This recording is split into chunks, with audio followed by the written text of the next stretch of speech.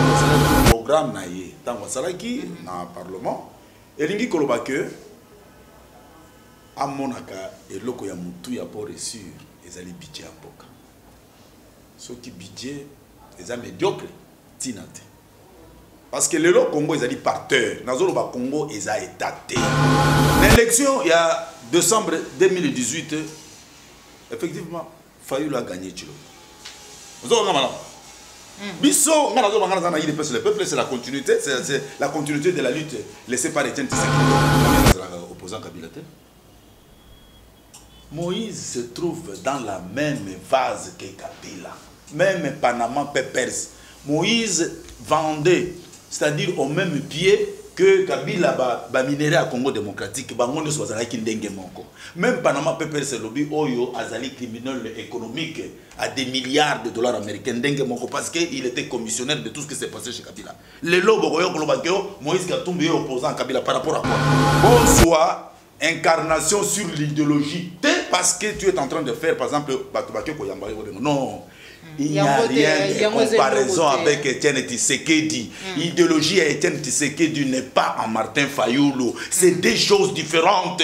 Bon le bakango na plateau il y a ceux qui besoin d'analyse, il ne faut pas faire ça dans le but dans la politique dans la analyse je parle de ce qui est vrai. Yo ceux qui vont salir coalition est-ce que ce sont les amis côté Kambokate yo lobby pour la longue partie est de la République, il faut toujours la diplomatie, c'est faux et archi faux. Nous avons Nazo Yebisayo.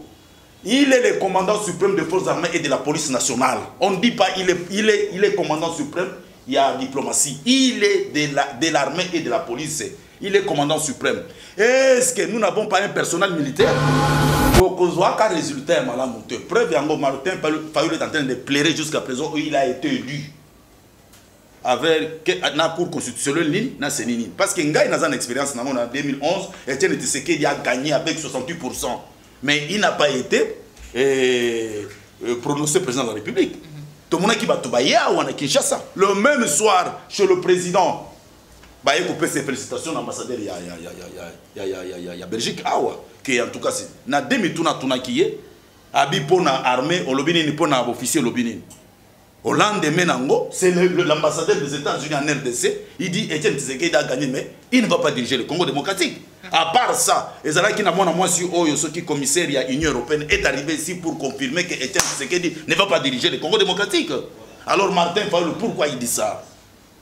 Pour nini azaka na kati ya bilili ya makambo izanga tina mbote na bino nyonso bandeko balandi ya 3W plus télévision mbote na bandeko balandi émission vérité de tous côtés sur la chaîne de vérité 3W plus télévision vous allez belé vous allez kolanda biso de partout merci na bino na ba nyonso vous allez ko s'abonner na kati ya la chaîne de vérité pour na ko rater vraiment actualité to maizali koleka na mboka na biso République démocratique du Congo te merci na yo papa la yombe puisque boss ozomisi si ma caméra merci na bandeko équipe mobimba 3W plus télévision là je vois les cordons au pima friku na ba nyonso bazali ko sala yete vraiment musala et ça la malolenge elongo bani na kati ya la chaîne de vérité mukolo lelo toujours na demande na bino dans actualité politique vraiment il la mukaka tant maizali vraiment ya ko solo la to ya ko lobela bosenga ka yete na bikela bino na bengela bino mwana mboka o ya défendaka toujours ba valeur wazali na posa ya changement ya solo na kati ya mboka na biso yazali 4 na kati ya IDPS le peuple o ya président Valentin Mobake comme on ezali bongo ndeko medar elongo na ye de to solo la maitali politique ya mboka na biso retour ya mwana mboka Martin Fayulu discours ya président de la République massacre tout pe batuerie la Beni ezali ko continuer ba maman ba papa bazali ko kufa chaque jour to solo na yango mbote papa medar. Mbote mopanzi sango mbote na balandi na biso na chaîne ya vérité. Voilà papa Médard d'entrée de jeu vraiment mutuna vraiment ya mutu ya makasi ezali bongo discours ya président de la République Félix Antoine Tshisekedi yo a donc mwana mboka oredina kinini na kati ya discours na ye. Bon ezali discours mwana mboka Chilombo devant les congrès, c'est-à-dire devant les deux chambres, chambre haute et chambre basse.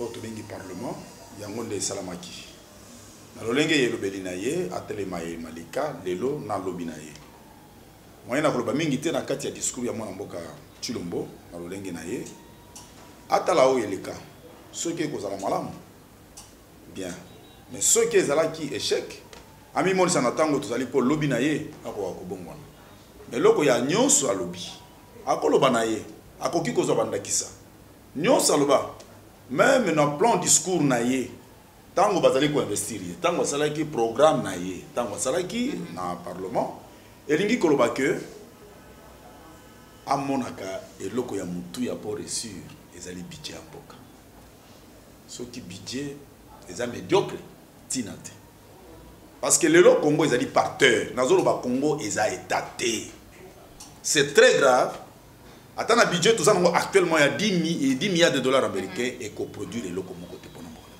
Mais quand même, est-ce que vous allez avancer mon significativité parce que tout ça qui déjà dans le budget, il y a moins de 6 milliards. Aujourd'hui, tout ça dans le budget, il y a 10 milliards de dollars. Est-ce que vous allez avancer à Malamonté? Ngai, ce que lobby que pour budget, il y a 4 milliards. Le lot, nous attend la conviction mon côté. Nous pensons ça. Ceux qui dans le lobby, nous attend la conviction mon côté. Congo démocratique dans le lobby actuellement ils ont été. Congo démocratique avec superficie il y a 2 345 km². Et ça y a un budget où on a coûté ta ville province de Kinshasa y a côté. Parce que la situation actuelle tous en a quel que soit problème économique ils allaient toucher Congo démocratique, mon wana ils allaient représenter le Congo. Na ba mabenga ya batu. Dans des corruptions. Na ba makamuni sous ça na mboka na biso, so ki to kangi mboka so to sali mabonso. Même na oyo sala na mboka na biso mboka wana mbongo wana eza eloko te ezali ko représenter eloko te pona nini lelo soi-disant mariage na FCC le plus criminel économique de ce pays c'est M. Kabila avec des milliards ça vient tout comme ça lelo boya ko présenter budget il y a 10 milliards de dollars américains c'est pour que le résultat et comme ça les côté tous à la sincère na mboka na biso ozomona nyonso ezo salama na mboka na biso ezali système toujours ya dictature Chilombo azali manipuler ça ba constituer yango wapi akingakati ezali nazo webisa bino makamia solo ngande komedar na lobaka na ngai tu crois c'est pour quel avantage le peuple congolais peut se retrouver na discours na ye Atabozorba. Moi, Nangai Nazoloba, le Congo n'est pas un État tel que nous parlons là. Laisse la République est menacée par des groupes armés. Ah, on a minute il y a des groupes armés de chaînes. Il y a des Rwandais qui ont été en train de faire contre-attaque avec un tel budget. Est-ce que Tokoki Kokende, c'est que nous avons logistique armée congolaise à Zanango? Tout y a face na biloko ils ont salama na Congo démocratique en face. Mais apparemment baba qui ça sous 11 000 militaires c'est-à-dire tout le bateau kende pai. To kende na ba ministère ya souveraineté tel que la défense. Ça ne représente absolument rien. Maman, tout le bayalika moi za mboka na biso soki tozo salama sano le Congo n'avancera jamais. Batika ba masamba bonga pa moi. Il n'y a rien. Voilà, Papa Médard, il n'y a rien. Parmi ma proposition, on a fait un discours, il y a président de la République, à l'obéla qui, comme vous avez l'élection de tour, que non, ce que c'est lié Parlement, et revoir, il y a pour que déjà tous les gens sont dans il y a des tours, il y a des gens qui dépêchent le peuple. Élection, il y a des tours. Lélo, et puis ça va Congolais, Maëlé. Biso ba Congolais, nous ne sommes pas dignes d'être des politiques. Et surtout, na ba institution oyo ezali illégitime. Parce que nazo monate akolobango ndenge nini. Il est sous le pied de la référence de M. Kabila. Dans le but, tout s'est fait à Kigakati. Yo bisanga ndenge nini. Tout a été proposé. Parce qu'aujourd'hui, il chante sur ça. Sinon, on va gagner Kabila.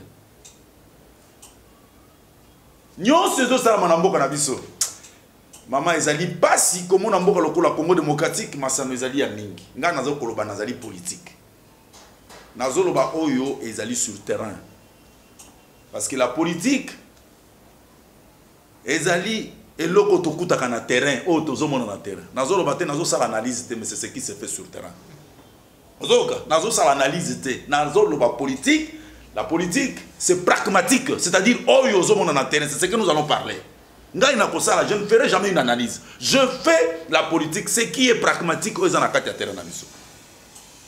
Nana roya va contredire ngai que non, il y a parlé ceci, il y a ça son élection pour deuxième tour, avec le deuxième tour des élections. On a connu ça. Kabila en 2006, avec Jean-Pierre Bemba, tout le monde a qui scénario. Kabila, baboyi deuxième tour parce que oh sinon te bako betaye mako fait pas Jean-Pierre Bemba sur le plateau. Parce que il fallait bayoka oyo après ça projet de société naïe ou après ça projet de société naïe. Et ko bana ndenge ne ba bunda na. Ozomona biloko wa. Ezali masomo. Ça ce n'est pas un état. C'est une honte ça. Ben institution est à légitimité. Nous n'avons pas une armée digne de son nom, même pas une police. Pour l'intégrité territoriale, je vous dis, Ezo Salanga Mawa Passi, Pinzo les Okita, à Minembo encore, il y a des groupes armés rwandais qui entrent actuellement. Bazo Kota, c'est quoi? Et si pour Bazali soutenu par la Russie. Alors que le président de la République, oh là là, discours naïe, alors qu'il ne se sentira jamais en paix, naïe oui, je vais dire, maman, le président de la République est le commandant suprême des forces armées et de l'armée et de la police nationale. Le président de la République est dans la Constitution, il est le garant de la nation. Yebi Sangana, la première personne à respecter la Constitution sur le président de la République. Dans l'armée, il est le commandant suprême d'armée. Donc, il y a la police. Qu'est-ce qu'il est en train de faire? Ça, c'est une forte trahison pour le Congo démocratique. Parlons vrai pour la République. C'est ça la réalité du Congo. Voilà, ça c'est la réalité du Congo. Mais sinon, ceux qui ont balouki dans nos position à rappeler les sources, parce qu'on est en train de parler du discours du chef de l'État devant la nation congolaise. À l'obé les sources, porte-parole et opposition, c'est constitutionnel. Minobo opposant, vous avez dit que Salani, vous avez dit que Kanzani, vous avez dit que Namutu, et Sengeli, Aloba, na kombo opposition. Merci maman pour la opposition, la ligne limbolango siko kitoko. Parce que ngana zoka, bandeko yo bazali, ko sala banalise. Moi je suis de l'IDPS le peuple. Nazali effectivement un opposant.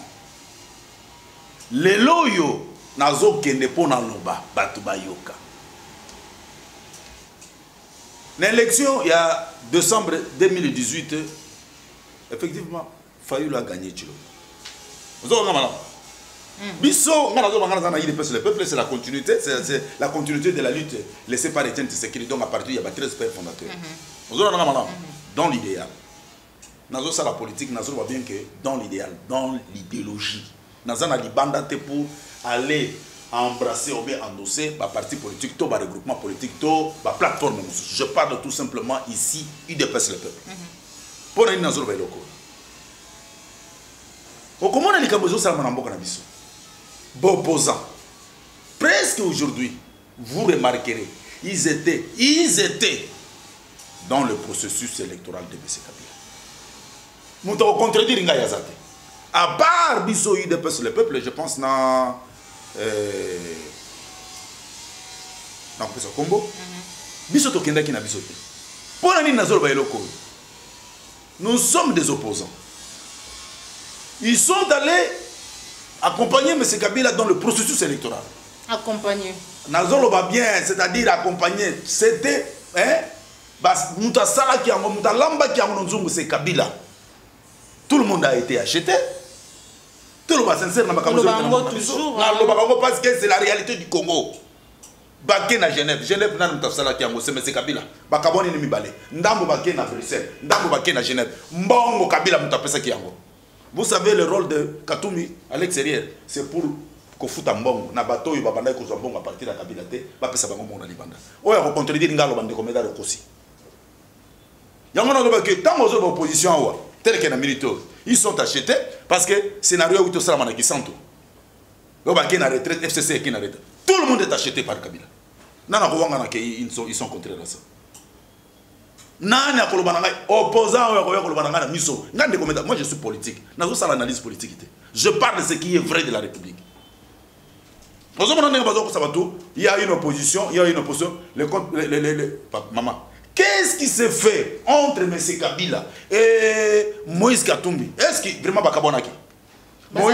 Moïse peut se faire quelque chose qu'il est contraire à M. Kabila. C'est son opposant. C'est un opposant. Par rapport à quoi? Ou bien par rapport à qui?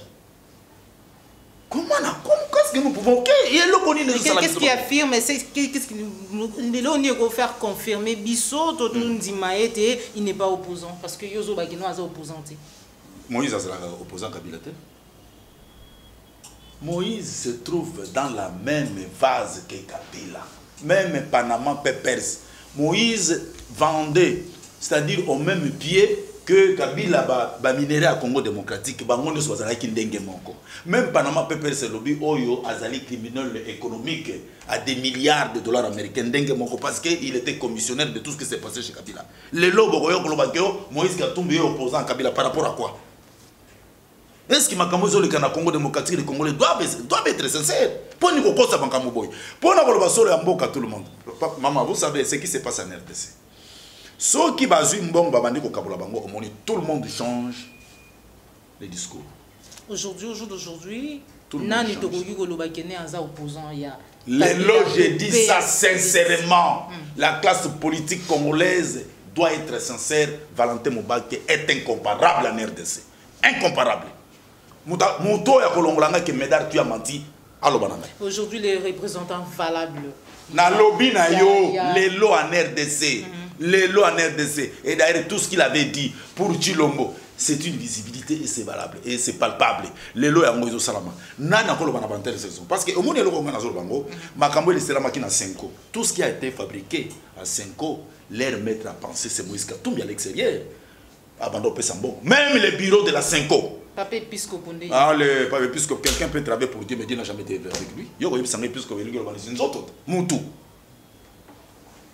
Mukolo lelo to kolo banani azali ko représenter azali ko incarner na lobi muto et puis je regrette bozwa incarnation sur l'idéologie parce que tu es en train de faire par exemple batubake ko yamba non il n'y a rien de comparaison avec Etienne Tshisekedi. L'idéologie d'Etienne Tshisekedi n'est pas en Martin Fayulu. C'est des choses différentes. Bon, le bagango ten na plateau, il y a ceux qui posent la analyse. Il ne faut pas faire ça. Dans le politique, je parle de ce qui est vrai. Muto kosa l'incarnation wana kaka muto yo azanaye oh yazanaye avec nous sommes moi je suis de la famille IDPS aujourd'hui dans l'IDPS le peuple même biso juste tout ça qui est ici Kamoko et Etienne Tshisekedi de son vivant je vous dis sincèrement et zana muto moko te à part Etienne Tshisekedi à kokanda Valentin Mobake ata mo passé Azali, moi je parle vrai. Oui, il y a papa Etienne Tshisekedi. Fruit à papa Etienne Tshisekedi mon anaka. Nakopé sa yonda kisa. Je suis opposant, je suis fruit d'Etienne Tshisekedi. Comment n'inga na changer mon.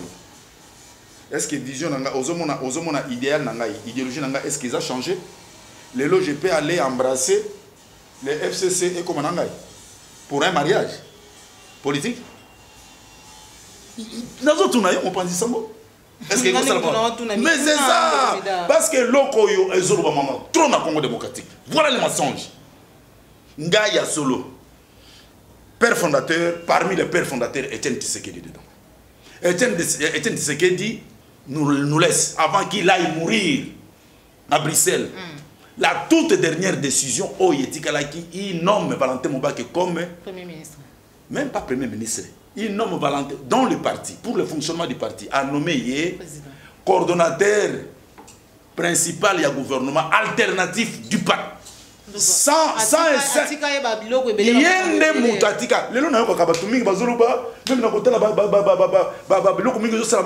télévision nationale,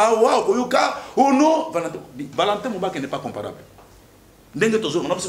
Il n'a jamais été comparable au sein de l'UDPS. Jamais. Nous devons être sincères. Nakati a parti. Et il a été le choix d'Etienne Tshisekedi en qualité Yamoto, fois de la première ministre, c'était lui. Bato yo baloba ki lelo to bebi samakambu ya mboka poto kende nango contraire de tout ce qui se passe. Oh non, il faut faire le choix. Le chef de l'État consulte ezala qui rassemblement. Ngai na bando dans 5 ans. Et là qui rassemblement, oh non, le chef de l'État doit consulter 10 personnes, 7 personnes, 5 personnes, 3 personnes. Nanyo, ce que je suis en train de dire, Nalingaka Moutoua à contredire Ngai. En tout cas, ça c'est... Par le Kouta et l'équipe, oui, j'insiste sur ça. Nazali ko insister parce que Okoyoka, même la chaîne nationale, même dans vos chaînes ici, Okoyoka, bêtises, on est en train de parler. Moutotali, même provenance naïe, ce n'est même pas l'IDPS. Dans le but, la politique est pragmatique. Nous devons parler vrai. Moi, je viens de l'opposition. Moi, je suis le fruit de Tiens Tshisekedi. À moi, je me mets en mariage avec Kabila, qui est le criminel économique, criminel de sang du peuple congolais. Et vous vous imaginez, est-ce que réellement Yowuti na IDPS? Pour la paix, hein, peut-être. Oh là là, la paix, ça c'est blagué avec ces Congos. C'est ainsi que vous verrez aujourd'hui, c'est ainsi que vous verrez toutes les institutions en RDC. Et l'armée, la police, des infiltrations, donc, point stratégique à Congo, ce sont des Ougandais, ce sont des Rwandais. C'est ça la réalité du Congo. Nous devons être sincères. Mais ce que Rozo c'est la nini parce que déjà mon amboka Martin Fayulu a Koboya qui est azali opposante et qui dit Kamboya. C'est normal, c'est normal. Nana lobby boy. Mais bino baba azali. Nana lobby boy. Nana lobby boy. Pour mon amboka Martin Fayulu c'est clair. Pour naie aza clair. Ce qui mutazo luka déjà qui est bazala na au conseil aneni. Il y a réforme il y a institution c'est-à-dire il affirme Chilombo comme président de la République. Pour ceux qui ont contredire résultat, Moutouana n'a pas eu de mais tant que vous c'est-à-dire tu es dans ma collègue, il y a Chilombo. Mais ça, bon, bon, bon, sur la carte. Au moins, le peuple congolais a une vérité. Le peuple congolais a un moutoumoko, le bazo memaye, place baokene, au quoi c'est na libulu tika bako isaïe. Voilà, on décommandeur de recours à l'émission Nabiso, tout comme vraiment vers la fin de notre mission, tout le Bélali Kabutali, sécurité, tout pays Kimia, il y a partie Est de la République démocratique du Congo, président de la République a rappelé qui était solution, il y a sécurité, il y a partie Est de Mboka Nabiso, et que Outa Kakate Namapinga, mais Alipe, et Sengelipe Outa, Nadi Kambutali, diplomatie, alors que tout le monde a très souvent, Namandego Bazali ko inquiété, partie Est de Mboka Nabiso, Paul Kagame, on est côté wana ba inquiéta kabiso alors que le sous diplomatie donc de ba kuta diplomatie ça merci na mutuna na yo nazali nesengo il y a lobby diplomatie quelques mois je pense il y a un mois passé tout le monde a qui une rencontre basa la coalition il y a armée il y a l'Ouganda le Rwanda il y a la Tanzanie baling basa là on a ceux qui Burundi basala quoi yo ceux qui bosali coalition est-ce que ce sont les anines côté kamboka te yo lobby pour la longue partie est la République il faut toujours la diplomatie c'est faux et archi faux na nazo ko bayango ezalo kuta nous avons nazo yebisayo il est le commandant suprême des forces armées et de la police nationale on ne dit pas il est commandant suprême. Il y a diplomatie. Il est de l'armée et de la police. Il est commandant suprême. Est-ce que nous n'avons pas un personnel militaire? Tous en côté. Tous en personnel militaire. Est-ce que pour nous ressombrer logistique, il y a doute sans besoin budget na bango et ali insignifiant et représenter le côté. Les militaires ils ont souffert. Mutakosa qui va tourner na papa sabino $400. C'était qui? Ce n'était pas le commandant suprême d'armée et de la police nationale, ce n'était pas lui. Apesa ngote. Apesa ngote lelo. Yo so mona ngote sika. Aussi au mona yango dine ozana armée na mboka na yo. Ozana armée. Yo, d'ailleurs, dans Mboka, ceux qui ont moni coalition et zo salama, ce n'est pas une armée. C'est une aventure. Les armées du sous-soutien. Oh, c'est comme ça. Pourquoi ils ont l'aventure? Nous avons. Mais comment? Est-ce que nécessairement pour avoir une force, pour neutraliser les forces armées, c'est-à-dire les groupes armés à l'Est de la République, il faut il faut être en contact avec des Rwandais, des Ougandais, des Burundais, tandis que Bangonde va Congolais, c'est ça. Est-ce que ça le coûte? C'est peut-être ça, parce que pour lui, le problème du Congo, c'est pas le Rwanda et les pays voisins. Ce n'est pas le Rwanda. Mais qu'est-ce que c'est? Ce n'est pas le Rwanda. Ce n'est pas le Rwanda. Ce n'est pas le Rwanda. Tout ce qui s'est passé à Minembwe, il y a des Rwandais qui sont arrivés en RDC, Baouti na l'académie militaire. Tous qui plus de 900 Rwandais. Obama qui kuna bazaki banani. Obama qui na minembo ils sont baza banani. Bazaki banani. Oh, ils vont continuer à couper. Il y a même des généraux rwandais ceux qui n'ont habité ceux comme ils veulent donc s'infiltrer en RDC. C'est ça qui va naître. Comment on parle de ça? Moka oyo tozangi bo solo ya mboka na biso. Tolo ba bo solo ya mboka na biso et kozala malamu pour Congo démocratique fondamentalement. Voilà, tout comme vraiment la souka émission na biso de comédia, sinon on a tout na chaque jour na yambakayo na tout na rara sur la table ronde internationale. Awa nazolo baboy. Ngai na idepes le peuple na kedaki na processus électoral. Vous ne m'avez pas vu. Tolobaki sans transparence au sein du processus électoral. Beaucoup de résultats malamu. Preuve yango Martin Fayulu est en train de pleurer jusqu'à présent où il a été élu. Avec la Cour constitutionnelle, parce que Ngaï n'a pas d'expérience en 2011, Etienne Tshisekedi a gagné avec 68%. Mais il n'a pas été prononcé président de la République. Tout le monde qui va tout bailler à Kinshasa. Le même soir, chez le président, il a coupé ses félicitations à l'ambassadeur de Belgique. Qui en tout cas, c'est na demi-touna qui est, abi pona armée, au lobby, pona officier lobby. Au lendemain, c'est l'ambassadeur des États-Unis en RDC. Il dit Etienne Tshisekedi a gagné, mais il ne va pas diriger le Congo démocratique. À part ça, Ezalaki n'a pas moi sur qui commissaire de l'Union européenne est arrivé ici pour confirmer que Etienne Tshisekedi ne va pas diriger le Congo démocratique.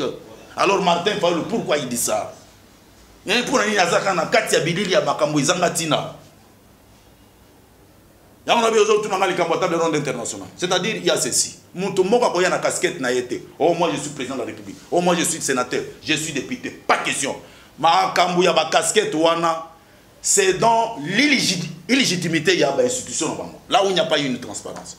Donc, d'abord, nous devons être des natifs. Un Congo qui appartient aux Congolais. Madame. Awa, na table ronde internationale, tout criminel de sang, criminel économique, non, bango te esengeli mutu na mutu a assumé musala oyo azali kozwa musala oyo azali abomi a pillé a sali nyonso esengeli assumé yango les attaques le parce que je suis chef de l'État je reste non pas question avec des nationalités douteuses telles que Kabila telles que des Lubero en RDC dans la décentralisation c'est le trouve encore là où il y a rencontre des Congolais est-ce qu'il y a Cameroun Kosala? Pourquoi les Congolais ne savent pas dire mais non, c'est une réalité. Cette table ronde est vivement souhaitée d'ailleurs ici Bengami. Bande Kuranga, il y a diaspora dans l'obité, dans l'obité, il y a dialogue. Je ne parle pas du dialogue. Dans l'obité, il y a dialogue. Parce que dialogue, le leçon que bandit, on verra tout le monde à l'intérieur. Des Kabila sont dedans, des Roubaix sont dedans. Tout le monde, tous ces Rwandais, ces Ougandais vont se retrouver ensemble. Mais ici, il n'y a que des Congolais. Et la punition à la suite, il y a des gens qui sont Congolais.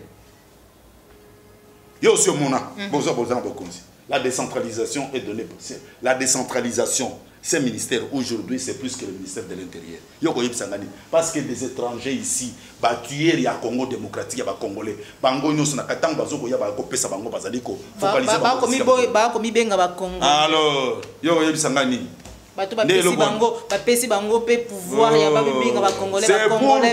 c'est pourquoi lors de la nomination pour qu'il y ait préparé le Kouana tant qu'on va préparer M. Kagame a pesé de tout son poids, M. Yoweri Museveni a pesé de tout son poids. Et ça là qui négociation pour qu'il y ait une nomination. Nous devons être sincères pour le Congo démocratique. Voilà, nous sommes arrivés à la fin de notre émission fidèle internaute de 3W Obiscar Télévision. C'était là Ndekomedar 4 de l'UDPS. Le peuple, il y a président Valentin Mobaki ou toujours qui vraiment dit ici. Et Rosolanaye par rapport au discours, il y a président de la République Félix Antoine Tshisekedi retour. Il y a mon amboka président Martin Fayulu et puis tout solo là vraiment yango, tout solo là qui vraiment yango. Porte-parole, il y a opposition, insécurité, dans le parti STR du démocratique du Congo, on est allé vraiment mituna, on a qui a vraiment ébélé, il y a invité qui est là pour que tout soit là. On termine cette émission à merci pour nous rouler dans le plateau, il y a 3W Obiscar Télévision, message na yo. Message nangai. Message nangai na bande connaissance à diaspora. Longonya na likambo bosala qui samedi le 14. Nzamba pambola bino. Longonya na bande connaissance ya mai mai. mboka eza ya biso communauté internationale ekobundela biso te bato oyo nyonso baza zingazinga na biso bakobondela biso te eloko bozosala nzambe aza na bino elongo na bakongole toza na bino elongo nzambe apambola bino esika bozotuna parce que bozali kosala protection ke mboka na biso ezala balkanize mokolo moko te nzambe azala na bino mpe nazopesa bandeko na biso tozala sincere devant mbongo tokosanaka te mutu nyonso soki awutaki na ntaba ata azokokola kozala ntaba mutu nyonso soki awutaki na meme ata azokola kouta meme jamais ngai na utaki na mutu na bongo na lobi na koma ntaba ekozalaka mokolo moko te nde eloko ezosalama na Congo démocratique yango wana ezali soni okokuta bapoliticien ya awa croyant ke baza bapoliticien nzoka nde kouta na bango mpe bisika bazokende bazobosa na origine na bango te na fonctionnement na bango ezali pasi yango ozomona Congo démocratique moyen ekende liboso eza te to se prendre en charge Congo démocratique, ni la communauté internationale, ni c'est un problème des Congolais nous-mêmes. Tant que toza biso moko toza na bosembo, toza na bosembo. Ce qui bosembo ezali, boka na biso zo kende liboso. Trahison. Mais so trahison na corruption yango ne bandi na Congo. Trahison na corruption yango ne vandi. Vous imaginez un type comme Kabila aujourd'hui, un type comme Kabila. Na kende ko vanda na esika moko na loba que moi j'étais de l'opposition, je suis avec Kabila aujourd'hui. Pour quel mariage? Pour la continuité de la suite, il y a tué une société de la République. Vous imaginez quel frère, avec quelle nationalité? Moi je suis congolais, lui est rwandais. Tokozalaka ba frère ndengeni. Na loba na bino le kambo ngabi ba rwandais bakata kangenga te, biso ba congolais bakata kangenga. Même na bonzambe boye, biso toza descendance ya tribu ya nzambe mais bango ba rwandais nulle part. Na sina loba yango. Ce qui nga nazo kosa muto a contredire ngai. Bambote na yo. Ah oui, na pesi mbote na bande konyoso bazolanda, bande kolanga na diaspora. Mingi na France nazoli koloba pona docteur Mabondo, JP Manga, na Nestor, papa Nestor. Bola na bango baza na facilité ya koya. Na pesi pe mbote na bandeko bazolanda ngai, na pesi Moussa Nzambe, na moni mama Kei, na sepeli mingi, mbote na yo, couple na pesi bino mbote mingi, na pesi mbote na ndeko ngoya ici kozami ya le peuple ici kozali, na pesi mbote na ndeko Blaise aux États-Unis, na pesi mbote na professeur Kiringa ici au Canada, na pesi ba professeur nyonso na Canada mbote, na pesi mbote na Eve ici kozali na Montréal et loko wana ezo salama parce que to kende liboso c'est le Congo démocratique ici kabino kozali ezali esengo mingi nazali ko pesa mbote na mama Mado na Londres, nazali ko pesa mbote mingi na mama de Boulonnais, mama Vela, mama Christine na pesi bino mbote mingi na bosani bino te. Na pesi pe mbote na ndeko Patrick pona mboka na bosani yote nazali ko pesa mbote na bandeko nyonso bazali ko landa ndeko Medar na tango oyo nazali ko pesa na elombe na ko bosana ka yote sika bino bozali nazali ko pesa pe mbote na ndeko na ngai Pepe Dalo mbote pona yo ko kasete ndeko Medar na bosani yo naza na bilo nyonso peut-être kanza ndeko Medar na bosani biso ndeko Medar na bosana ndeko moko te ndenge toza na bino bozala na esika nyonso na pesi mbote pe na papa Flavien Mbui na mama na pesi bino mbote na kobosa na bino te bandeko nyonso bazali na kati na Mike na Suisse na pesi mbote ile pesi na pesi mbote mingi na pesi bandeko nyonso boka c'est peut-être ba kombo ekokima ngai mais mbote na bino bandeko na ngai ya diaspora pe o na kati na mboka balandi ya émission na kati ya chaîne La Vérité. Voilà, nous sommes arrivés à la fin de notre émission. Botena bino nyonso ba résistant ba combattant au bokola na biso na ngambo diaspora to lingi bino makasi to kokoba toujours osala musala pona kotombola mboka na biso République démocratique du Congo. On se retrouve pour un prochain numéro, toujours c'est la chance de vérité. Au revoir. Merci.